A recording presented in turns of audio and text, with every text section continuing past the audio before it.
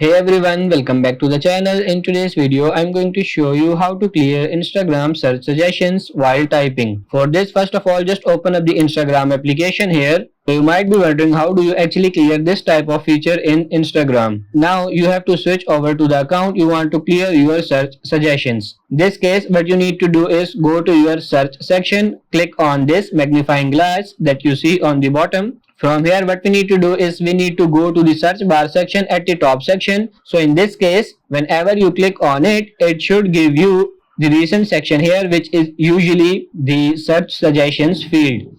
Now for you to actually delete this, what you need to do is, what you could do here is basically one of the two things. The first method is manually deleting them. So if you just click on the X button that you see next to the search suggestion there, it should actually remove that specific search. Now if you want to remove all the search options here, you can go and click on this see all. It will show you this clear all option. Now you just have to simply tap on this clear all, confirm it, and now all the search suggestions are clear, as you can see. So that's pretty much it for this video. I hope this video was helpful. If it is, like it and subscribe to the channel. Thank you.